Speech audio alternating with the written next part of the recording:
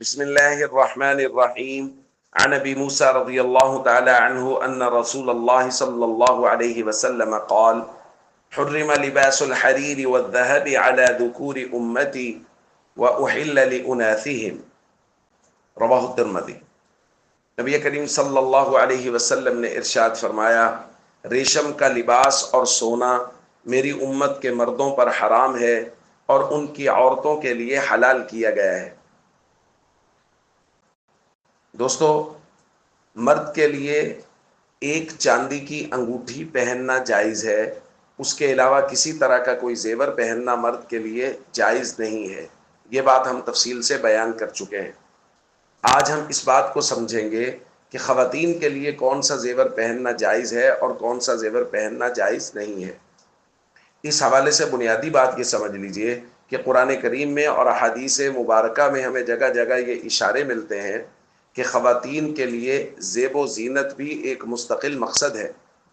قرآن کریم میں جگہ جگہ ان کی زیب و زینت کا اظہار، اس میں کس کے سامنے وہ زیب و زینت کا اظہار کر سکتی ہیں، کس کے سامنے نہیں کر سکتی، سورۃ النور میں اس بات کو وضاحت سے بیان کیا گیا ہے۔ صحابیات میں خاص طور پہ سیدہ عائشہ رضی اللہ تعالیٰ عنہ سے بہت ساری روایات جو ہمیں ملتی ہیں، اس میں یہ ہے کہ مختلف نگینوں کے اور مختلف چیزوں کے بنے ہوئے ہار وہ مدینہ منورہ میں خواتین ایک دوسرے سے عاریتاً لے کے استعمال کیا کرتی تھی۔ اور سونے کے بارے میں جو بنیاد ہے کسی زیب و زینت کی اور زیور کی، وہ تو نبی کریم صلی اللہ علیہ وسلم نے خود بیان کر دیا کہ وہ میری امت کے مردوں کے لیے حرام ہے اور امت کی عورتوں کے لیے حلال کیا گیا ہے۔ تو اس تفصیل کے بعد ہمیں یہ بات سمجھ میں آ گئی کہ عورتوں کے لیے زیب و زینت کرنا اور زیب و زینت کے لیے زیور کا استعمال کرنا اور زیور میں کسی بھی دھات کا زیور، کسی بھی نگینے کا زیور استعمال کرنا خواتین کے لیے جائز ہے۔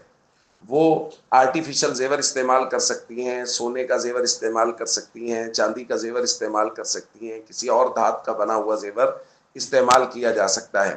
ہاں، علماء یہ کہتے ہیں کہ چونکہ انگوٹھی کے بارے میں خاص طور پہ نبی کریم صلی اللہ علیہ وسلم نے لوہے اور پیتل وغیرہ کی انگوٹھی کے بارے میں بہت سخت وعیدات بیان فرمائی ہیں، اس لیے عورت وہ سونے اور چاندی کے علاوہ کسی اور دھات کی بنی ہوئی انگوٹھی نہ پہنے۔ اس کے علاوہ باقی تمام زیورات عورت وہ کسی بھی دھات کے استعمال کر سکتی ہے۔ السلام علیکم ورحمۃ اللہ وبرکاتہ۔